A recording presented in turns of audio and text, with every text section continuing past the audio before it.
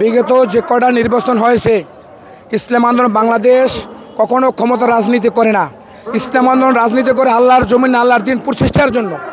আমরা যদি ক্ষমতা রাজনীতি ইসলাম আন্দোলন পীর সাহেব চরমনাই করতো, তাহলে এই ফ্যাসিস্ট সরকার ইসলাম আন্দোলনকে বহুভাবে অফার দিছে, আসেন আপনি এতগুলো এমপি, এতগুলো মন্ত্রী এই কম দেওয়া হবে। ইসলাম আন্দোলন কখনো এই সমস্ত পদে তারা আলহামদুলিল্লাহ লোভনীয় এবং শোভনীয় ছিল না, করেও নাই, এখনও করবে না, ভবিষ্যতেও কোনো দলের তাবেদার ইসলাম আন্দোলন করবে না।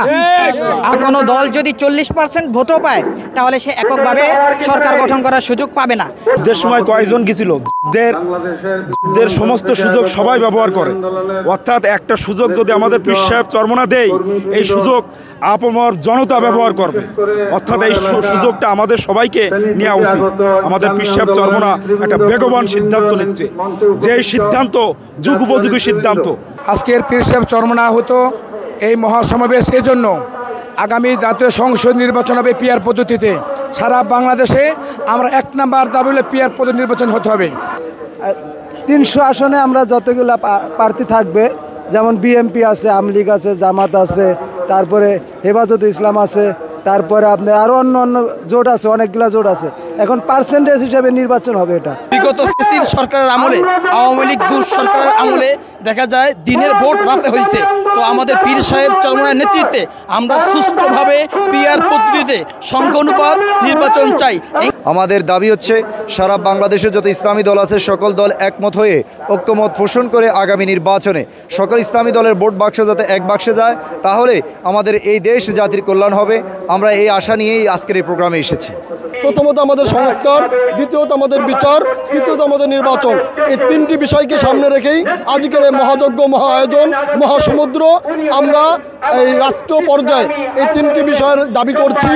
যদি এর কোনো এরফের হয়, যদি অন্য কিছু ঘটে, তাহলে বাংলাদেশের মানুষ যেভাবে আওয়ামী দুঃশাসনের বিরুদ্ধে মাঠে নেমেছে, তারা প্রয়োজনে যে শক্তি এর বিরুদ্ধে তারা কথা বলবে, আমরা তাদের বিরুদ্ধে মাঠে নামব।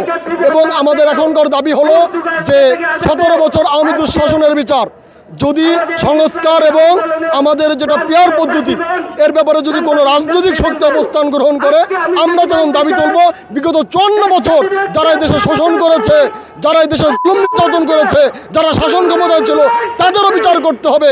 রাজনীতিতে আর কোনো শোষক শক্তি যারা শাসকের নামে শোষণ করে, জালেম শক্তি যারা জুলুম করে, যারা হত্যা চালায়, তাদেরকে আমরা ক্ষমতা আসতে দেব না ইনশাআল্লাহ।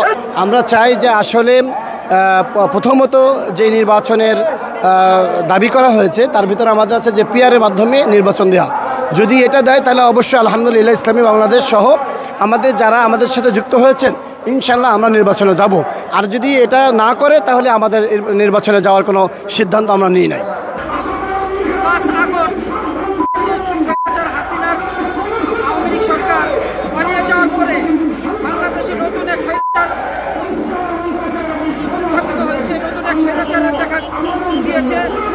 আমরা সবাই জানি, নাম না বললেও আপনারা জানেন, তারপরেও আমি আপনাদেরকে নাম মেনশন করে বলছি।